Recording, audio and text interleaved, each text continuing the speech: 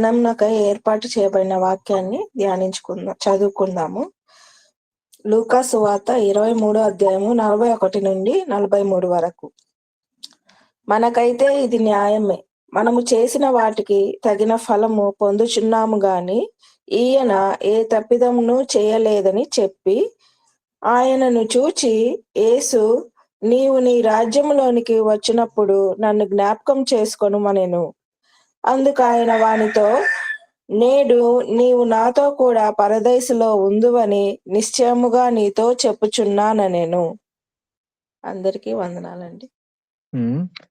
దేవుని మహాకృపను బట్టి ఉదయకాలం రీతికాలంలో కలుసుకొని ప్రభు పేట ప్రార్థన చేసి పాటలు పాడి ఆయన నామాన్ని మహిమపరిచే మహాకృప భాగ్యాన్ని దేవుడు మనకు అనుగ్రహించాడు.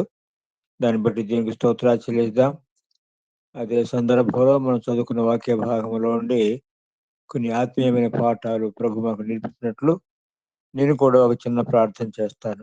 ప్రేమ గల మా పరలోకపు తండ్రి, మమ్మల్ని రక్షించుకున్నారు, మీ చుట్టుగా చేసుకున్నారు. అదే సందర్భంలో ఈ భూలోకంలో మీ కొరకు జీవించే నిమిత్తం మీరు మాకు అనుగ్రహించిన ప్రతి సదుపాయాన్ని బట్టి స్తోత్రాలు. ప్రత్యేకంగా ప్రభా అల్లూరులో మీరు ఏర్పాటు చేసుకున్న ఈసీఓ టీంని బట్టి స్తోత్రాలు. ఆ టీం ద్వారా జరిగిస్తున్న పరిచయాలన్నిటి బట్టి స్తోత్రాలు చెల్లిస్తా ఉన్నాం. ప్రత్యేకంగా ప్రభా ప్రతిదినం ఉదయకాలమున ఈ రీతిగా ఆన్లైన్లో కలుసుకొని మీ నామను మహింపరిచి మీ వాక్యాన్ని వినే ధన్యత భాగ్యం మీరు మాకు అనుగ్రహించారు. అదే సందర్భంలో ప్రతి ఆదివారం కూడాను ఆయా ప్రాంతాలకు సువార్త ప్రకటన చేస్తున్నారు. ప్రభా మీరు గట్టి పనిపి చేయండి, మీ నామం కనపరచుకోండి. దినదాసులను జ్ఞాపకం చేసుకునము. ఏ మాటలైతే పలకాలనో ఆ మాటలు ఉచ్చరించుటకు సహాయం చేయండి. అవును ప్రభా, మీరు మాట్లాడితేనే కానీ మాకు సహాయం దొరకదు. కనికరం చూపించండి, మీరు కూడా జ్ఞాపకం చేసుకునము. ఆన్లైన్లో ఎలాంటి ఆటంకం లేకుండా సహాయం చేయండి. సమయాన్ని కూడా మీరు స్వాధీనంలో ఉంచుకున్నాము. మా ప్రభు మా రక్షకుడైన యేసుక్రీస్తు ప్రభు యొక్క శ్రేష్టమైన నామమున స్తోత్రములు చెల్లించి ప్రార్థించి వేడుకొనుచున్నాము తండ్రి. ఆమేన్. ఆమేన్. ఆమేన్. ఆమేన్. ఆమేన్. ఆమేన్. అయ్యా, ఈ దినాల్లో నేను యోహాను సువార్తను ధ్యానించుకుంటూ వస్తా ఉన్నాను. మీకు జ్ఞాపకం ఉందనుకుంటున్నాను. పోయిన వారము నేను యోహాను సువార్తలోనే, అంటే యోహాను సువార్త 6వ అధ్యాయంలో 5 రొట్టెలు 2 చిన్న చేపలు 5,000 మందికి పంచిపెట్టిన ఆ అద్భుతాన్ని ధ్యానించాను. దాని గురించి దాంట్లో ఉన్న సందర్భంలో అంద్రేయను పిలుపు వారిద్దరు కలిసి చేసిన ఆ పనిని జ్ఞాపకం చేసుకున్నానని మాట్లాడుకున్నామని నాకు జ్ఞాపకం వస్తూ ఉంది. ఇప్పుడు యేసుక్రీస్తు ప్రభు శిలువలో పలికిన మాటల్లో ఒక మాటను ధ్యానించాలండి. అంటే వాటిని మీ గమనాన్ని తీసుకురావాలని ఆశపడతా ఉన్నాను. యేసుక్రీస్తు ప్రభు శిలువలో పలికిన మాటలు 7 మాటలు. సరేలే 8 చెప్పుకోవచ్చు, కానీ మరి దైవజనులందరూ భక్తులు మరి 7 అనే సంఖ్య సంపూర్ణ సంఖ్యగా, అందుకని మరి ఆ అమ్మతోనూ మరి ఆయన శిష్యుడైన యోహానుతో కూడా కలిపి చెప్పిన మాటని ఒకే మాటగా కన్సిడర్ చేస్తారనమాట. ఈ మాటలు యోహాను సువార్తలో 3 మాటలు రాయబడినాయి. లూకా సువార్తలో 3 మాటలు గ్రంథస్థం చేయబడ్డాయి. మత్తయి సువార్తలో మత్తయి సువార్త, మార్కు సువార్తలో మాత్రమే ఒక మాట గ్రంథస్థం చేయబడిందయ్యా. ఈ 7 మాటలు అందరికి తెలిసినాయే, అయినా ఊరికే మీకు గమనానికి తీసుకొస్తా ఉన్నాను. ప్రత్యేకంగా మరి లూకా సువార్తలో మొదటి వచనంలో, తండ్రి వీరేమి చేస్తున్నారో వీరెరుగురు గనుక వీరిని క్షమించమన్నాడు. తర్వాత ఆఖరి మాటలో 7వ మాటలో, తండ్రి నా ఆత్మను నీ చేతికి అప్పగించుకుంటున్నాను. I command my spirit into thine hand. అంటే నా ఆత్మ అంటే యేసుక్రీస్తు ప్రభుకి ప్రాణం పెట్టేదానికి అధికారం ఉంది, ప్రాణం తీసుకునేదానికి కూడా అధికారం ఉంది. అధికారపూర్వకంగా తండ్రి అనే దేవునితో చెప్తున్నాడు, తండ్రి నా ఆత్మను నీ చేతికి అప్పగించుకుంటున్నాను. అది 4వ మాటలో కదా, ఇందాక అన్నట్టు మత్తయి సువార్తలోను మార్కు సువార్తలో. మత్తయి సువార్త 27వ అధ్యాయము 46వ వచనంలోను, అలాగే మార్కు సువార్త 15వ అధ్యాయం 34వ వచనం రాయబడింది. నా తండ్రి అంటలేదయ్యో, ఇక్కడ ఏమంటున్నాడు చూడండి, నా దేవా నా దేవా నన్నెందుకు చేయి విడిచితివి. మొదటి మాటలో తండ్రి అంటున్నాడు, ఆఖరి మాట కూడా తండ్రి అంటా ఉన్నాడు. 4వ మాటలో తండ్రి అంటలేదయ్యో. ఏమి అంటే ఆ మాటలోనే మనకు అర్థమవుతుంది. తండ్రి ఇక నా దేవా నన్నెందుకు చేయి విడిచితివి అంటే, తండ్రి అయిన దేవుడు ఆయన చేయి విడిచిపెట్టినాడు. ఇప్పుడు మరి తండ్రి అంటలేదు. అంటే యేసుక్రీస్తు ప్రభు దేవునిగా, దేవుని కుమారుడుగా, మరి మరి సాతానుతో మరణం యొక్క బలము కలవాడిని మరణం ద్వారా జయించే నిమిత్తము ఆయన మనిషిగానే పోరాడాల్సి వచ్చిందయ్యా. అందుకని మరి నా దేవా నా దేవా నన్నెందుకు చేయి విడిచితివి. తండ్రి అయిన దేవుడు ఆయన చేయి విడిచినాడు. యేసుక్రీస్తు ప్రభు సాతాన్ని మరణం యొక్క బలము కలవాడిని మరణం ద్వారా ఆయన జయించినాడు. తర్వాత మాట మనం చూస్తే యోహాను సువార్త చూస్తే మరి దప్పికొనుచున్నాను అన్నాడు. అంటే పోరాడి పోరాడి పోరాడి పోరాడి ఆయన ఆ సాతాన్ని జయించాడు. దప్పిక తర్వాత సమాప్తం కూడా అని చెప్పినాడండి. సమాప్తం అనే మాట ఆఖరి మాట అంటే 6వ వచనం 7వ వచనం కూడా ఎంత గంభీరంగా ప్రభు చెప్పినాడంటే, ఆయన దప్పిక తీర్చబడింది, తిరిగి ఆ బలాన్ని పొందినాడు. అంటే అంత ఘోరమైన శిక్ష, అంత ఘోరమైన పోరాటము యేసుక్రీస్తు ప్రభు శిలువలో పోరాడే మరొకసారి చెప్తాను, మరణం యొక్క బలము కలవాడిని మరణం ద్వారా యేసుక్రీస్తు ప్రభు జయించినాడయ్యా. సరే, ఈ మాట కూడా నా గమనానికి వస్తుంది. ఆ మాట కూడా చెప్పి మనం చదువుకున్న వాక్య భాగానికి వెళ్ళిపోదాం. ఏమంటున్నానంటే, ఇప్పుడు యేసుక్రీస్తు ప్రభు మన ద్వారా సాతాన్ని జయించే ఆ భాగ్యం లేకుంటే ఆ బాధ్యత మన మీద పెట్టాడయ్యా. రోమియోలకు రాసిన పత్రిక 16వ అధ్యాయము 20వ వచనంలో ఏం రాయబడిందంటే, సమాధానకర్త అయిన దేవుడు సాతాను మీ కాళ్ళ కింద శీఘ్రముగా చితుక దొక్కించును. చూడండి, యేసయ్య జయించేశాడు. ఇప్పుడు ఆ జయ జీవితాన్ని జీవించే నిమిత్తము ఆయన మనకు ఆ శక్తిని అనుగ్రహించి, చూడండి, యేసయ్యని నమ్ముకున్న మనకు దీనికి భాగ్యం అంటే మన పాపములు క్షమించబడటం మాత్రమే కాదు గానీ, మన ద్వారా ఇతరులు రక్షణ పొందే నిమిత్తము సాతాను స్వాధీనంలో ఉన్న ఆ ఆత్మలను విడుదల చేసి దేవుని రాజ్యానికి తీసుకొచ్చే ఆ మహా గొప్ప ధన్యత భాగ్యం దేవుడు మనకు అనుగ్రహించాడు. అంటే క్రైస్తవ జీవితం అంటే సామాన్యమైన జీవితం కాదయ్యా. ఇది ఒక యుద్ధ పోరాటం. మనం పోరాడేది ఎవరితో పోరాడుతా ఉన్నామో, మనకు లోకములో ముగ్గురు శత్రువులు ఉన్నారయ్యా. సాతాను మనకు విరోధి, మరి లోకం మనకు విరోధంగా ఉంటా ఉంది. మరి మన శరీరమే, మన పాపభూయిష్టమైన ఈ దేహమే మనకు శత్రువు.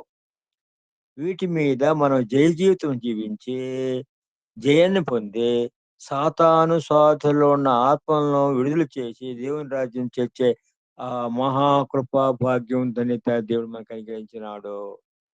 అయ్యా, చూడండి ఎంత గొప్ప ధనిలమో కదా. సరే, ఇప్పుడు మనం చదువుకున్న వాక్య భాగంలో మరి మనకు అక్కడ యేసుక్రీస్తు ప్రభుతో కూడా ఇద్దరు దొంగలు సిలువేయబడ్డారు. మనం మత్తయి సువార్త, మార్కు సువార్త చూస్తే వాడిద్దరు కూడా యేసయ్యని దూషించినట్లుగా, ఏమి దూషించట్లాగా, నువ్వు దేవుని అన్నావు, దేవుని కుమారుడు అన్నావు, మరి నిన్ను రక్షించుకో, మమ్మల్ని కూడా రక్షించుకో, నిన్ను రక్షించు.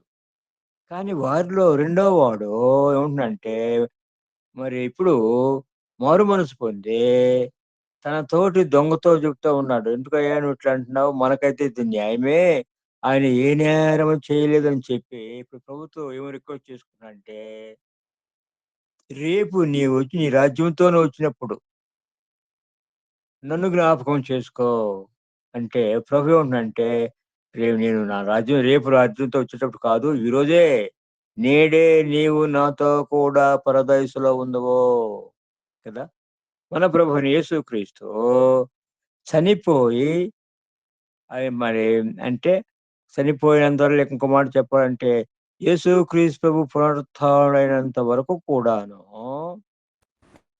మరి భక్తులు వారికి ఎక్కడికి వెళ్ళేవారంటే ఆ కంటే ఆ పరదైస్ ఎక్కడ ఉంటే భూమి యొక్క క్రిందటి భాగాలు ఉంటా ఉంది.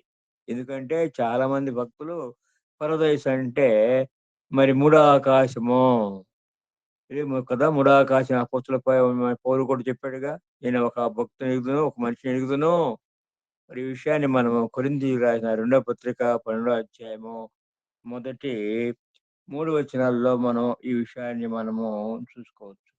అక్కడ ఆయన ఏమంటున్నాడంటే, నేను ఒక మనిషిని ఎరుగుదును, అతడు శరీరంతో కొనుక్కోబడ్డాడో శరీరం లేకుండా కొనుక్కోబడ్డాడో నేను ఎరుగును, మూడవ ఆకాశానికి కొనుక్కోబడ్డాను అంటే దేవుని పరదేశం. అట్లాగే ప్రకటన గ్రంథము 2వ అధ్యాయం 7వ వచనంలో కూడాను జయించువానికి దేవుని పరదేశంలో ఉన్న జీవవృక్ష ఫలాన్ని నేను భుజింపనిస్తాను.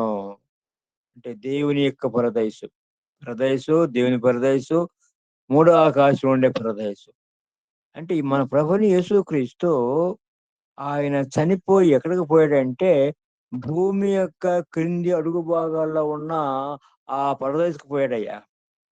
దానికి అబ్రహామురం అని కూడా మనకు పేరు, మనకు బైబిల్లో రాయబడతా ఉంది అబ్రహామురము. ఈ విషయాన్ని మనం ఎరుగుదుము. ఇదే లూకాసు వార్త 16వ అధ్యాయంలో 19వ వచనం నుండి 31వ వచనం వరకు యేసుక్రీస్తు ప్రభు ఒక సాదృశ్యాన్ని చెప్పినాడు. లాజరు ధనవంతుని యొక్క సాదృశ్యం. లాజరు చనిపోయాడు, ధనవంతుడు చనిపోయినాడు. లాజరు దేవదూతల చేత అబ్రహామురం ఉండడానికి కొనిపోబడ్డాడు. అక్కడ చూసినట్లయితే అబ్రహామురముకు పోయిన ఈ లాజరు ఉన్న స్థలం ఒకటి వేరు, మరి ధనవంతుడు ఉన్న స్థలం వేరు. వీళ్ళకి మధ్య పెద్ద ఒక అగాధం ఉంది.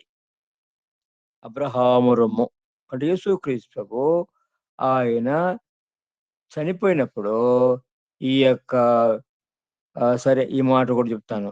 ఎందుకంటే ఈ లూకాసు వార్త ఈ 16వ అధ్యాయంలో యేసుప్రభు చెప్పిన ఈ ఉపమానం, లాజరు ధనవంతుని యొక్క ఉపమానము, అది యాక్చువల్ గా జరిగిన సంఘటనే ఒక సాదృశ్యంగా చెప్పినాడని నేను అర్థం చేసుకున్నాయ్యా.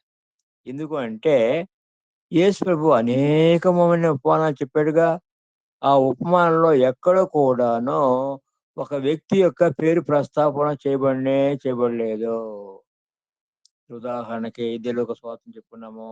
15 ఒక ధనవంతుడు ఉన్నాడు, అతనికి 2 కుమారులు ఉన్నాడు చెప్పాడుగా. ధనవంతుని పేరు చెప్పలేదు, చిన్న కుమారుడి పేరు చెప్పలేదు, పెద్ద కుమారుడి పేరు చెప్పలే. అంటే అలాగా ఆయన చెప్పిన ఉపమానాల్లో పేర్లు ఎక్కడా ప్రస్తావించబడలేదు. ఇక్కడ మాత్రమే రాయబడింది ఏమని, లాజరు. అంటే నేను అర్థం చేసుకునే విషయం మరొకసారి అంటున్నానయ్యా, ఒక జరిగిన సంఘటననే యేసుక్రీస్తు ప్రభు సాదృశ్యంగా మరి ఉపమానంగా చెప్పినాడు. ఎక్కడ పోయినాడంటే భూమి యొక్క క్రింది అడుగు భాగంలో ఉన్న ఆ పరదేశు పోయాడయ్యా. ఇది ఎలాగ మనకు తెలుసు? ఈ విషయాన్ని దయచేసి చూద్దాం ఉంటారా? ఎఫెసీయులకు రాసిన పత్రిక 4వ అధ్యాయము 8వ వచనం నుండి 10వ వచనం వరకు మనం చదువుకున్నామయ్యా. అపోస్తలుడైన పౌలు ఎఫెసీయులకు రాసిన పత్రిక 4వ అధ్యాయము 8వ వచనం నుండి 10వ వచనం వరకు చదువుకున్నాం. అయ్యా ఎవరన్నా చదవగలరా? దేవుడు మన ప్రభువైన అందుచేత ఆయన ఆరోహణమైనప్పుడు, అదే కదా గారు 8 నుంచి 16 చెరను చెరగా పట్టుకొని పోయి మనుషులకు ఈవులను అనుగ్రహించనని చెప్పబడి ఉన్నది. ఆరోహణమైననగా ఆయన భూమి యొక్క క్రింద భాగములకు దిగిననియు అర్థమిచ్చుచున్నది కదా. దిగినవాడు తానే సమస్తమును నింపునట్లు ఆకాశ మండలము అన్నిటికంటే మరి పైకి ఆరోహణమైన వాడునై ఉన్నాడు. మనమందరము విశ్వాస విషయములోను దేవుడు. ఇక్కడ ఈ వాక్య భాగాన్ని మనం చదువుకున్నప్పుడు అర్థమవుతుంది. అంటే మన ప్రభువుని యేసుక్రీస్తు ఆయన చనిపోయినప్పుడు భూమి యొక్క క్రింది భాగాలకి దిగిపోయినాడు కదా. అందుచేత ఆయన ఆరోహణమైనప్పుడు చెరను చెరగా పట్టుకొని పోయి మనుషులకు ఈవులు అనుగ్రహించినని చెప్పబడి ఉన్నది. ఆరోహణమాయనను అనగా ఆయన భూమి యొక్క క్రింది భాగములకు దిగినని అర్థమెచ్చుచున్నది కదా. దిగినవాడు తానే సమస్తము నింపినట్లు ఆకాశమండలం అన్నిటికంటే మరి పైకి ఆరోహణమైన వాడై ఉన్నాడు. అంటే మన ప్రభువు యేసుక్రీస్తు ఆయన చేరిపోయినప్పుడు ఎక్కడికి పోయంటే భూమి యొక్క క్రింది అడుగు భాగాల్లో ఉన్న ఆ పరదేశకు పోయాడయ్యా. ఆ పరదైసు దానికి ఇందాక మనకున్నట్టు అబ్రహాము రుమ్మని అక్కడికి ఈ దొంగను తీసుకుపోయినాడు.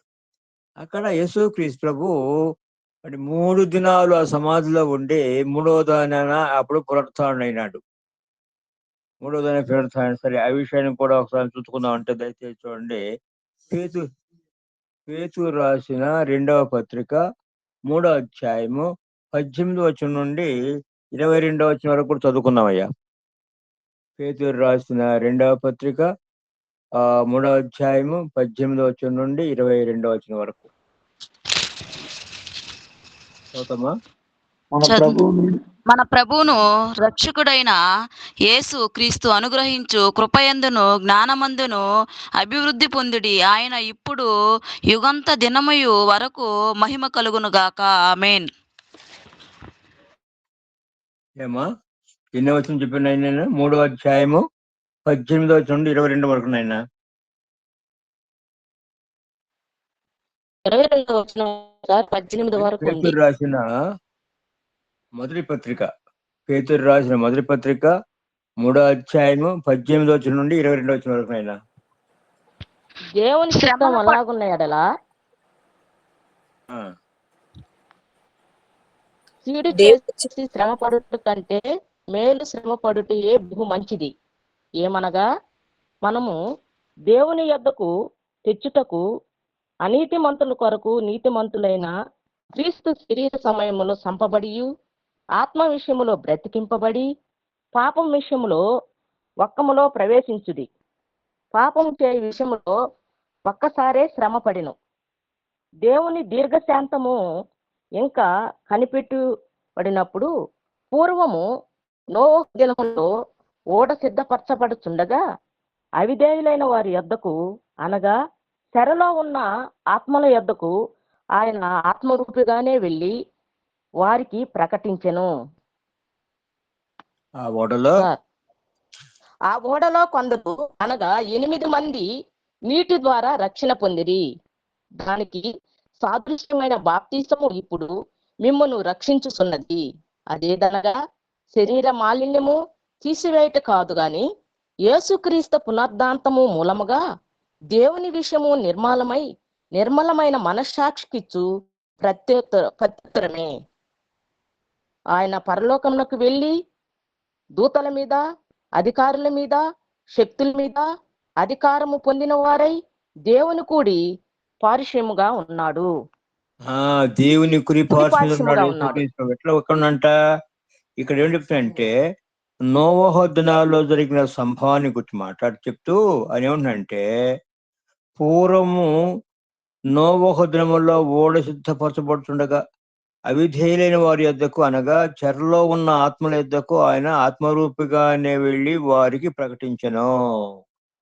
మరి నోవహు దినాల్లో ఓడ నిర్మాణం చేసే దినాల్లో ఎవరు సువార్త ప్రకటన చేశారయ్యా? నోవహు ప్రకటన చేశాడా? మన ప్రభు యేసుక్రీస్తు ప్రకటన చేసినాడా? ఏం రాయబడిందంటే అనగా చెరలో ఉన్న ఆత్మల యుద్ధకు ఆయన ఆత్మరూపిగానే వెళ్ళి వారికి ప్రకటించెను. ఇందాక మనం ఏమనుకున్నాము? చెరలో ఉన్న ఆత్మల దగ్గరకు యేసుక్రీస్తు చెరగా కొట్టుకొని పోయి ఆయన మనుషులకు అంటే ఆయన పరలోకానికి ఆరోపణ అన్నాంగా. ఇక్కడ పేతురు భక్తుడు విషయం ఏముంటుందంటే మరి ఆయన ఆత్మరూపిగా చెరలో ఉన్న ఆత్మల యొద్దకు ఆయన ఆత్మరూపిగానే వెళ్ళి వారికి ప్రకటించను. అదే విషయాన్ని పేతురు తన 2వ పత్రిక రాస్తూ నోవహు ప్రకటన చేసిన కూడా రాయబడింది. అంటే నోవహు ప్రకటన చేశాడు. ఇంకో మాట చెప్పాలంటే నోవహు నిర్మాణం చేస్తున్న ఓడ కూడా వాళ్ళతో మాట్లాడని చెప్పుకోవచ్చాయో. ఎట్లాగంటే సాక్ష్యం.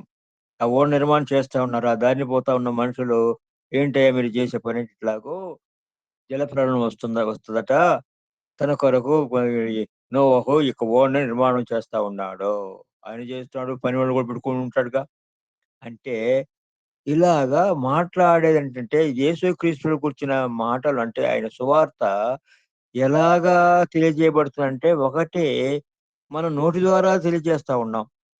అయ్యా ఇలాగ నేను యేసుప్రభుని ఎరక ముందు ఇలాంటి చెడ్డవాడుగా జీవిస్తా ఉంటేనే ప్రభుని నమ్ముకున్న తర్వాత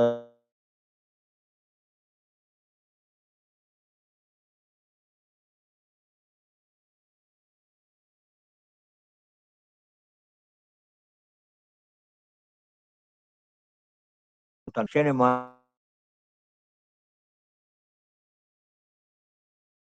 సాక్షి కొందరు శ్రేష్టమైన భక్తులు ఉన్నట్లే సామాన్యమైన మనలాంటి భక్తులకు అలాంటి ధన్యత లేదు ఉండదు. మరి వాళ్ళు యేసుక్రీస్తు ప్రభు నిమిత్తము దేవుని సువార్త నిమిత్తము వారు హతసాక్షులు అయ్యారయ్యా. అలాగూ మరి నోవాహు దినాల్లో నోవాహు ప్రకటన చేశాడు. నోవాహు ఆ ఓడ నిర్మాణం ప్రకటన చేస్తా ఉంది. ఇక్కడ ఏమనంటే ఆయన ఆత్మరూపిగా వెళ్ళి అంటే మరి ఈ వాక్య భాగాన్ని మనం చదువుకున్నప్పుడు అర్థమైన విషయం ఏంటంటే బాప్తిసం గురించి రాసినాడు ఆయన. దానికి సాదృశ్యమైన బాప్తిసం ఇప్పుడు మిమ్మల్ని రక్షించుతున్నది. దేనికి సాదృశ్యమో ఇప్పుడు మనం ఆలోచిస్తాం. మరి నోవాహు కుటుంబస్తులు ఆ ఓడలో ఉన్న వలన రక్షణ పొందినారా? లేకుంటే జల ప్రళయం వచ్చిన వలన దాని వలన రక్షణ పొందారయ్యా? ఏమా శని చెప్పమ్మా. ఎదరు నోవాహు కుటుంబస్తులు ఓడలో ఉండిన దాని వలన రక్షణ పొందినారా? జల ప్రళయం వచ్చిన దాని వల్ల రక్షణ పొందారా? జల ప్రళయం వచ్చింది దానివల్ల. ఓడలో లేకపోతే వాళ్ళు వీళ్ళు కూడా వాళ్ళతో కూడా నశిపోయేవాడు కదయ్యా. ఎందుకంటే ఇక్కడ ఈ వాక్యం ఉండే భాగం చూడండి, ఏం రాయబడిందంటే ఆయన ఆత్మరూపిగానే వెళ్ళి వారికి ప్రకటించను. ఆ ఓడలో కొందరు అనగా 8 మంది నీటి ద్వారా రక్షణ పొందిరి. నీటి ద్వారా రక్షణ పొందారంట. కాదు కాదు, ఓడలో ఉన్న దాని వల్ల రక్షణ పొందారు. ఎందుకైతే ఇట్లా పరిశుద్ధాత్మ దేవుడు రాయించుకుంటే అంటే అలాగా ఈ నీరు ఏం చేసిందంటే ఈ నశించిపోయే వారికిను ఓడలో ఉన్న వారిని వేరు చేసింది. కింద రాస్తాను ఏమంటున్నంటే దానికి సాదృశ్యమైన బాప్తిసం ఇప్పుడు మిమ్మల్ని రక్షిస్తున్నది. దానికి సాదృశ్యం బాప్తిసం వల్ల కాదు రక్షణ పొందేది. రక్షణ పొందిన వ్యక్తి బాప్తిసం తీసుకోవాలి కదా. పోన్లే ఈ ఈ దొంగ విషయం అనుకున్నాము. ఈ దొంగ దేవుని పరదేశిపోయినాడు. అతను బాప్తిసం తీసుకున్నాడయ్యా? లేదుగా. ప్రభువుని విశ్వాసం ఉంచాడు కానీ బాప్తిసం తీసుకోవాలా. అంటే రక్షణ పొందుటకు దేవుని రాజ్యానికి పోవుటకు మరి అవసరమైన విషయం ఏంటంటే రక్షణ, పాపక్షమాపణ, మారు మనసు పొందడం కంటే ఉదాహరణకి సరేలే, లేకుంటే బాప్తిసం గురించిన ఇంపార్టెన్స్ ప్రాముఖ్యత చాలా ఉంది. అయితే ఇంకొక ప్రభు సమయిస్తే అప్పుడు మాట్లాడుకున్నాము. అదే సందర్భంలో చాలా మంది దైవజనులు చెప్పుంటారులే బాప్తిసానికిను రక్షణకుండే ఆ శ్రేష్టమైన సంబంధాన్ని గురించి. కానీ ఇక్కడ అంటే ఆ నీటి ద్వారా వాడు రక్షణ పొందాడని రాయబడి ఉంది. నీరు ద్వారా అంటే నీరు ద్వారా రక్షణ పొందలేదు కానీ ఆ నీరు ఏం చేసిందంటే పోయే ఆత్మల్ని, ఓడలో ఉన్న ఆత్మల్ని వేరు చేసింది. దానికి సాదృశ్యమైన ఆ బాప్తిసం ఇప్పుడు మిమ్మల్ని రక్షిస్తున్నది. అదేదనగా శరీర మాలిన్యం తీసివేయట కాదు గాని యేసుక్రీస్తు పునరుత్థానం మూలముగా దేవుని విషయమై నిర్మలమైన మనస్సాక్షించు ప్రత్యుత్తరమే కదయ్యా.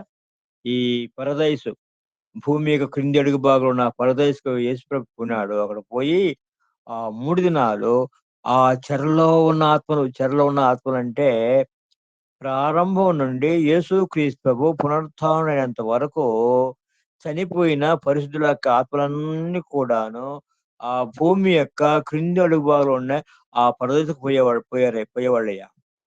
దానికి అబ్రహాము రమ్మని కూడా పేరు. అయితే మన ప్రభువైన యేసుక్రీస్తు పునరుత్థానుడైనప్పుడు చెరగా పట్టుకొని పోయి ఆయన మూడో ఆకాశానికి వెళ్ళిపోయినాడు. ఈ విషయాన్ని కూడా నేను మీకు జ్ఞాపకం చేయాలని ఆశపడతా ఉన్నాను. యోహాను సువార్త 20వ అధ్యాయంలో మగ్దలేనే మరియమ్మకి ప్రత్యక్షమైనాడు కదా. మగ్దలేనే మరియమ్మకు మొట్టమొదటి ప్రత్యక్షమైన అన్ని మగ్దలేనే మరియమ్మకి ఇది లూకా సువార్తలో రాయబడి ఉంది. ఆ మార్కు సువార్తలో ఆ మార్కు సువార్త ప్రత్యక్షమైనప్పుడు వాళ్ళకి మొత్తం ఏం సంభాషణ జరిగిందో రాయబడలేదు, కానీ యోహాను సువార్తలో ఆ సంభాషణ గ్రంథస్థం చేయబడింది. ఇప్పుడు ప్రభు ఏమంటున్నాడంటే, అమ్మా నువ్వు నన్ను ముట్టుకోవద్దు. ఎందుకు ముట్టుకోకూడదు? కారణం కూడా చెప్పినాడు. ఏమి కారణం చెప్పాడు? నేను ఇంకా తండ్రి ఎదుకు ఎక్కిపోలేదు. అంటే ఇంకో మాట చెప్పాలంటే, మగ్దలేనే మరియమ్మకు కనబడిన తర్వాత కొన్ని నిమిషాల్లోనే, గంటలు కూడా కాదు, నిమిషాల్లోనే చెప్పుకోవాల్సి వస్తుంది. పరలోకానికి వెళ్ళి దేవుని సన్నిధిలో ప్రత్యక్షమై తిరిగి ఆయన వచ్చినాడు. దేవుని సన్నిధిలో చేసిన కార్యం, ఆ కార్యాన్ని జరిగించి. ఏంటి ఆ కార్యం అంటే, మరి సరే ఎందుకు అట్లా చెప్పదంటే, మార్గ మధ్యలో పోతా ఉన్న స్త్రీలు, మార్గ మధ్యలో స్త్రీలు పోతున్న స్త్రీలను రాయబడి ఉందయ్యో, మిగిలిన స్త్రీలను రాయకూడదు అనకూడదు మనం. ఎందుకంటే ఒకవేళ ఈ మగ్దలేనే మరియమ్మ కూడా వాళ్ళతో ఉండిందేమో అక్కడ, మనం చెప్పలేము. ఎందుకంటే మార్గంలో పోతా ఉన్న స్త్రీలకు ఆయన ప్రత్యక్షమైన రాయబడింది, కానీ మిగిలిన స్త్రీలు, ఎందుకంటే చాలా మంది భక్తులు మిగిలిన స్త్రీలు అంటూ ఉంటారు. అట్లా మనం అనేదానికి ఆస్కారం లేదు.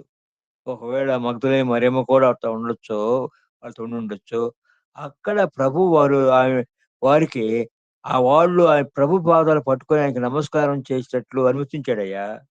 అక్కడ ముట్టుకొచ్చాడు. అంటే అర్థం ఏంటంటే, మన ప్రభువైన యేసుక్రీస్తు దేవుని సన్నిధికి పోయి తిరిగి వచ్చే పర్యంతము ఎవరు కూడా ఆయన ముట్టుకోకూడదు. ఎందుకు ముట్టుకోకూడదు? ఒకవేళ ముట్టుకుంటే జరిగే కార్యం ఏంటంటే, ఆ వ్యక్తి యొక్క పాప క్షమాపణ నిమిత్తమే ఆయన ఎళ్ళి ఆ రక్తాన్ని దేవుని యొక్క సన్నిధిలో, అతి పరిశుద్ధ స్థలములో, ప్రత్యక్ష గుడారం విషయం మనకు తెలుసుగా, కుమ్మరించేంత వరకు ఎవరు కూడా ముట్టుకోవద్దు. ముట్టుకుంటే ఆ వ్యక్తి కొరకే క్షమాపణ జరిగినట్టు ఉంటది, కానీ అలా కాదుగా. ప్రపంచం అంతా, లోకం అంతా పాపాలని మోసుకొని పోయి శిక్ష అనిపించిన ప్రభు అక్కడ ఆయన రక్తాన్ని ప్రోక్షించి దేవుని సన్నిధిలో కనపడి తిరిగి వచ్చేంత వరకు ఎవరు కూడా ముట్టుకోకూడదు. దాంట్లో ఉండే పాఠం అది. కనుక మన ప్రభు అయిన యేసుక్రీస్తు ఆ 3 దినాలు అక్కడున్న పరిస్థితులతో ఆయనకి వారికి బోధించినాడని కూడా దీన్ని వాక్యం చెప్తా ఉందిలే. ఏం బోధించినాడనే విషయాన్ని ఇక్కడ రాయబడడు, కానీ అంటే తన్ను గూర్చిన సత్యాలని ప్రారంభం నుండి అనేక విషయాలు వారికి బోధించుంటాడు. వారు నేర్చుకుంటారు. సరే, ఇది ఏమైతేనేమి, మన ప్రభువైన యేసుక్రీస్తు భూమి యొక్క క్రింది అడుభాగం ఉన్న ఆ పరదైసుకు పోయి, ఆ పరదైసులో ఉండే అక్కడున్న నీతిమంతుల యొక్క ఆత్మలను చెరగా తీసుకొని పోయి మూడో ఆకాశానికి తీసుకెళ్ళిపోయినాడయ్యో. ఇప్పుడు అంటే యేసుక్రీస్తు ప్రభు పునరుత్థానం అయిన తర్వాత, ఇంకో మాట చెప్పాలంటే, మరి ఆ ఈ సంఘకాలం అంటే పెంతెకోస్తు దినాన్ని నుంచే కదా సంఘం ప్రారంభించబడింది. అప్పటి నుండి ఇప్పుడు చనిపోయే పరిస్థితులందరూ కూడాను భూమి యొక్క క్రింది అడుగు భాగాలకు దిగిపోరు, కానీ మూడో ఆకాశంలో ఉన్న ఆ పరదైసుకు పోతామయ్యా కదా. పరదైసు మూడో ఆకాశములో ఉండే ఆ పరదైసు కదా. ఈ విషయాన్ని మనము ఆ జ్ఞాపకం పెట్టుకుందాం. మరి ఈ సందర్భంలో ఆ మరి మనకున్న ఇవ్వబోయిన ఈ ధన్యత తరచుగా నేనేమనుకుంటానంటే,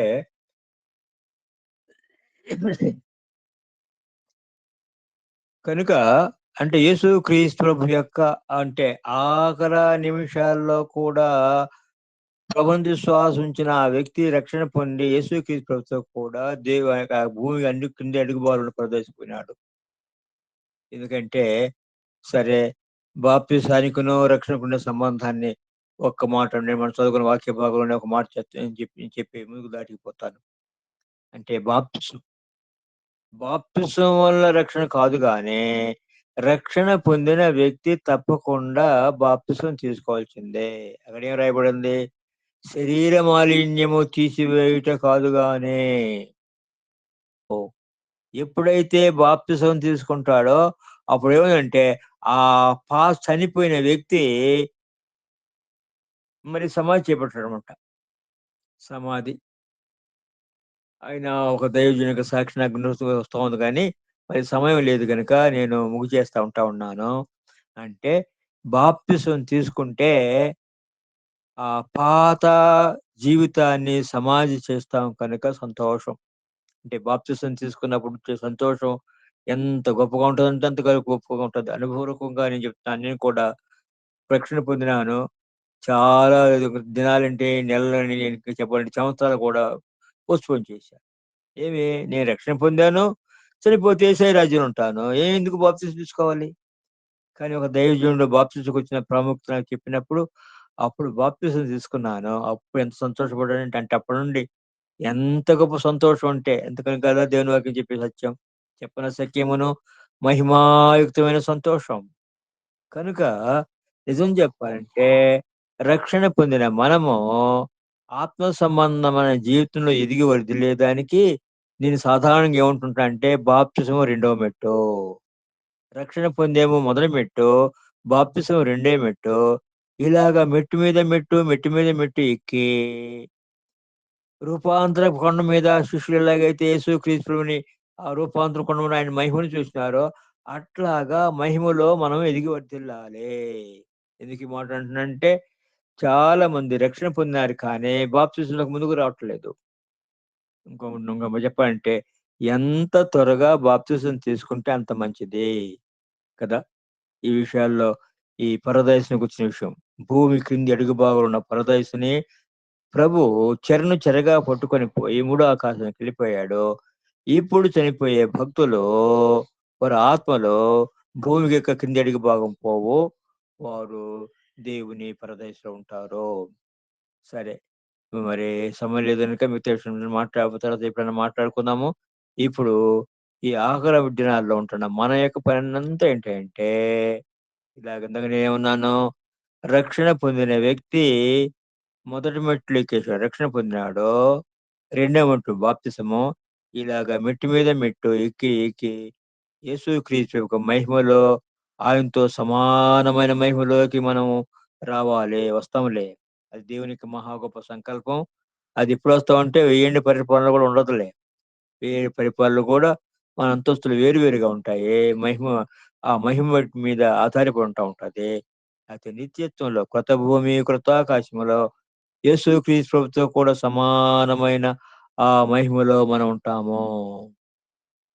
రెండవదేంటంటే ఆత్మల రక్షణ కొరకు మనం ప్రయాసపడాలయ్యా. కదా! ఈ దొంగ ఆఖరి నిమిషాల్లో చనిపోయేక ముందే కదా ప్రభువుని నమ్ముకున్నాడు. అట్లాగా కొందరు వ్యాధిగ్రస్తులుగా ఉన్నారు. హాస్పిటల్‌లో ఉన్నారు.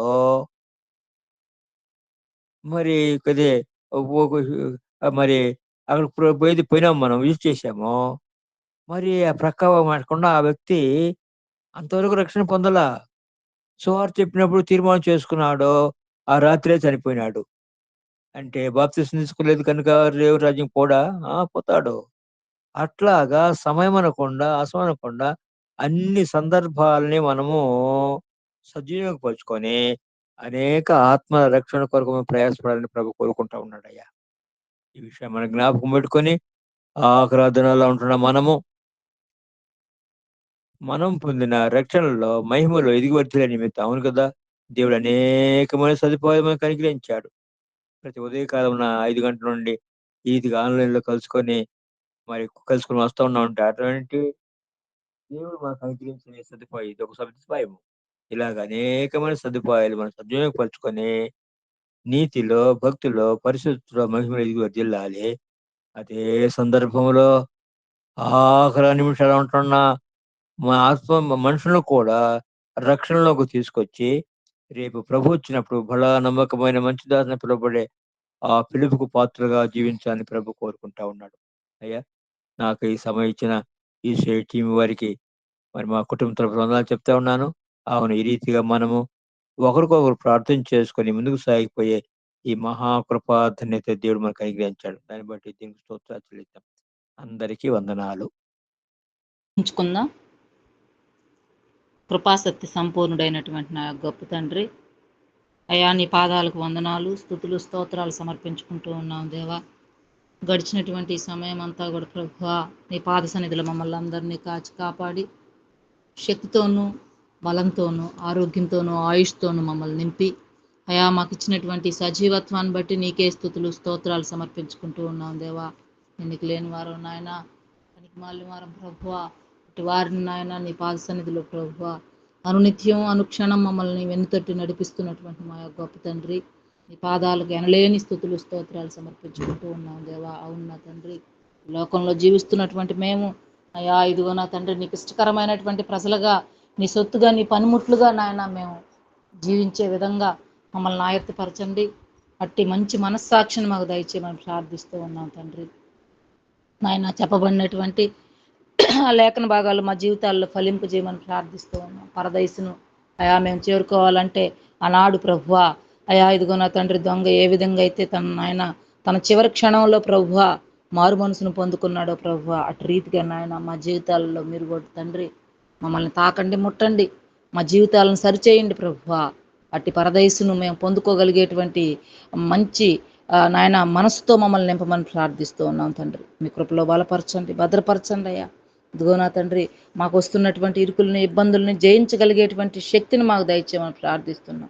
ఆ విశ్వాసాన్ని మాకు ఇవ్వమని ప్రార్థిస్తూ ఉన్నాం తండ్రి. ఇదిగో ప్రభువా ఈ యొక్క ఉదయకాల సమయంలో యూసీవై టీంలో ఉండేటువంటి ప్రతి కుటుంబాన్ని మీ పాసాన్ని తీసుకొస్తూ ఉన్నాం. ఎవరెవరు ఎలాంటి అక్కర్లు ఇరుకులు ఇబ్బందులు సమస్యల్లో ఉన్నారు అట్టి వారందరూ కూడా నాయన మీ అందు నమ్మకంగా విశ్వాసంగా నాయన ఇదిగో నా తండ్రి చక్కటి ఆలోచన శక్తిని జ్ఞానాన్ని బలాన్ని నాయన తలంపులను ప్రభువా మీ ద్వారా పొందుకునేటువంటి శక్తిని ప్రతి ఒక్కరికి కూడా దయచేయమని అటు అర్హతను మాకు అందరికి కూడా ఇవ్వమని ప్రార్థిస్తూ ఉన్నాం. సమయంలో అయా లేఖనాలు అందించినటువంటి నాయన అయ్యగారిని మీ పాసానికి అప్పచెప్పుకుంటూ ఉన్నాం తండ్రి. పెద్దలు శాంసన్ అయ్య గారికి మంచి శక్తిని బలాన్ని ఆరోగ్యాన్ని ఆయుష్ని మీరు ఇచ్చారని మేము నమ్ముచూ ఉన్నాం. అందుని బట్టి వందనాలు. వారిని వారి సతీమణిని వారి కుటుంబాన్ని వారికి ఇచ్చినటువంటి అయా పిల్లలను మనవళ్లను మనవరాళ్లను మీ పాసానికి అప్పచెప్పుకుంటున్నాం తండ్రి. మీ కృపలో వారందరిని కూడా మీరు అయా ఇదిగో దర్శించండి, మీ పరిశుద్ధతల కాపుదలతో వారిని నింపమని ప్రార్థిస్తూ ఉన్నాం తండ్రి. దుష్టుని యొక్క కన్ను వారి కుటుంబాలతో చూడనివ్వకుండా యేసుక్రీస్తు నామంలో కొట్టివేస్తున్నాం ప్రభువా. సహాయం దయచేయండి. నీ బిడ్డకు మంచి శక్తినివ్వండి. నీ రాకడ ఆలస్యం అయితే ప్రభువా ఇంకా బలంగా వాడుకోమని ప్రార్థిస్తూ ఉన్నాం తండ్రి. అటు కుటుంబాన్ని అయా ఆత్మీయంగా బలపరచగలిగేటువంటి శక్తితో నింపమని ప్రార్థిస్తూ ఉన్నాం. సహాయం దయచేయండి. విన్నటువంటి మమ్మల్ని అందరిని కూడా మీ పాసన్నిధికి అప్పచెప్పుకుంటూ మా యూసీవై టీంలో ఉన్నటువంటి ప్రతి ఒక్కరిని పేరు పేరున ప్రభువా మీ పాసన్నిధిలో మొరపెట్టుకుంటూ ఉన్నాం. ప్రతి ఒక్కరిని మీరు దర్శించండి నాయన. మంచి మనస్సును మాకు దయచేయండి అయా. మారు మనసుతో నీ కృపలో మేము బలపరచబడ్డానికి సహాయం దయచేసి మీరే మహిమ పొందుకోమని సమస్త ఘనత మహిమ ప్రభావాలు మీకే ఆరోపించుకుంటూ యేసుక్రీస్తు నామంలో అడిగి వేడుకొని ప్రార్థిస్తున్నాను. ఆమేన్. ఆమేన్. ఆమేన్.